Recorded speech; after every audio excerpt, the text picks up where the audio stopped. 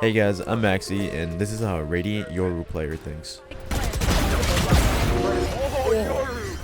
That was dirty.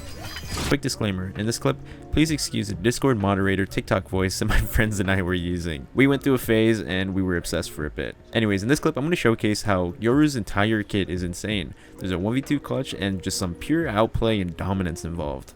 Where are we going? It's gonna be right here. Oh, you're ulting? I know you're dying. I literally hear him running away right now. Look at this. He's freaking on your boy.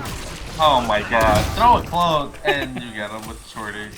Alright, I know it's hard to listen to, but I was having a blast, so that's really all that matters. Anyways, I play the role of initiator to start off the site hit. The Yoru ult is pretty much like an unbreakable Sova drone, so I start off by going in to find people. The second I set my sights on the jet, my breach already knows his job. Since I'm staring at the jet, this gives my breach an opportunity to look at his minimap to line up his stun perfectly. It's a play that we did already a couple times this game, so he already knows his role without asking. And I just want to let you guys know right now that it's almost always a guaranteed kill if you time it correctly. Bonus points if you have a shorty. The shorty is pretty much Yoru's best friend. I'm with the shorty. Willie or Junior So after I take out the jet with my shrimpy, it's still a 4v4. It's an even trade. It's hard to hold B on Lotus when they have smokes and so many flashes, so I stay on the offensive to gain more space and a stronger foothold. I send out my Yoru clone because I don't want to just dry swing and take a 50-50. If you have any piece of utility that can raise your odds, might as well use them. He's already in. What do we have?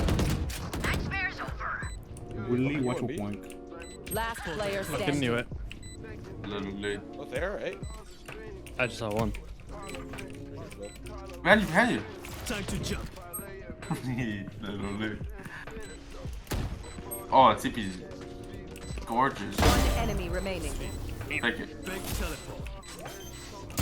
Oh, Ain't no way. Yes, sir. Have your broken ankle.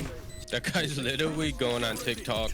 Literally. Hashtag max your own. So this clutch was as easy as can be, and it's why Yoru is so fun to play. I tossed out my teleport, and the plan that I televised in my head was to go for one and then decide if I want to fake or commit to the teleport afterwards to get in my opponent's head. A lot of people get really nervous when it comes to clutching. They get overwhelmed at the thought of two people shooting them at once. So the goal that you always gotta look for is to break it down into multiple 1v1 fights and be confident and swift in your fights. Instead of looking at a 1v5 as you versus the whole team, it gets a little bit easier to manage as 5 different 1v1s. So that's what I did. I played off of audio cues and quickly surmised that they're far enough where an instant trade is unlikely. After the breach is out of the picture, I heard the loud tap of the spike, so I know exactly where he's at.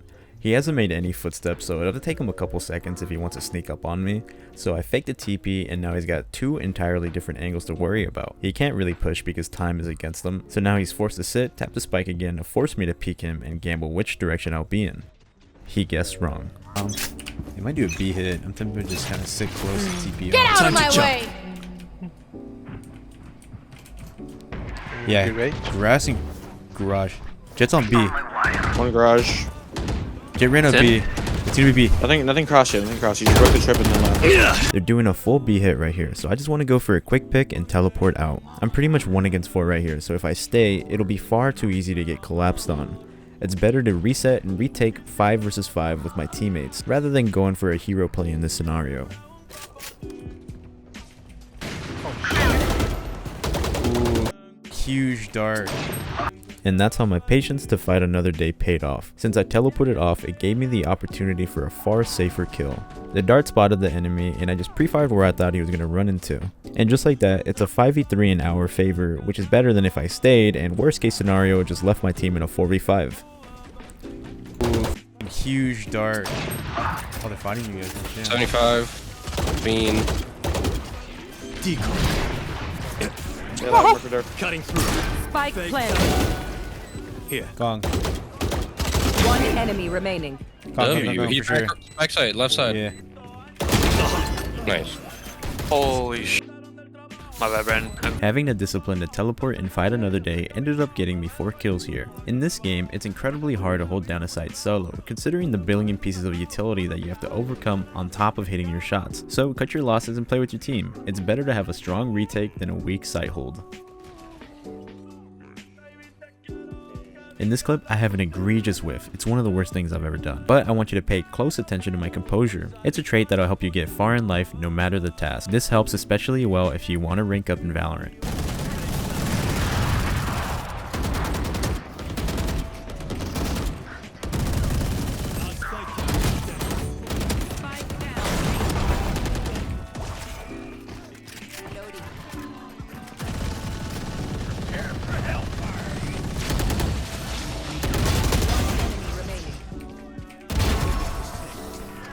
So let's break it down. You can see that I'm entering for my teammates right into sight right here. I get out, but we're stalled by a Sova dart. So since my teammates can't really follow me right now, all I gotta do is just wait it out till they can join me. I don't get overzealous because the last thing that we need as a team is for me to go die alone and leave everybody in a 4v5. It's always better to just hit sight as a unit. We're gonna skip over that whole funny whiff thing because I do not want to relive that. So at this point, we're in a 2v3 and we're completely contained. So if we want to win this, the best chance that we have is to fight and flip the odds in our favor. We have to make a play here because there isn't really much to lose, and so the goal is to equalize numbers and then work from there. Luckily, I took that earlier with personally, and I responded in kind by going sicko mode.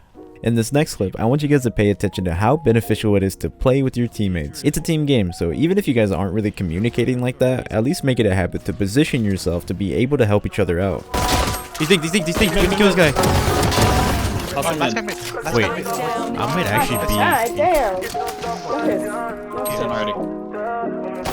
I'm logging in. I'm getting in. Where's your play?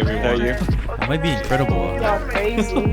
Notice how my teammate and I both doubled up A-long. A common misplay I see from lower elos is people splitting up and trying to handle hard loads on their own. Teamwork makes the dream work. So just to help you guys visualize it a little bit better, let's say that they're doing a standard split. Just going by the numbers, one side is going to have 3 people there, while the other side is going to have 2. Rather than splitting the workload into a 1v3 and a 1v2, it's better to reinforce your defense on one side and double up. Better to take a 2v3 or a 2v2 than the tall task of soloing an enemy push. Practicing playing with your teammates will carry you far higher in the ranks than you could possibly realize. It's fine, I can TP closer. Right. Right here, I flank and get a pick on the spike carrier. We have numbers advantage, so I try to get out with my Yoru since I'm certain that their team is going to try to trade me to regain control of the bomb. I don't like the odds of holding it against 4 people without help. Oh my god, I'm blind. Go outside. No. Hey, man. I'm sorry. Sight? Okay, that works. Let's go. That's a game. Yo, TikTok, these insane Yoru plays got me radiant. I don't sound like that. In reality, I did sound like that. You really cooked my ass, bruh. Still pretty much dropped a 30 bomb though. Anyways, that's it for this video, guys. Today's code word for a chance of free coaching is load of baloney.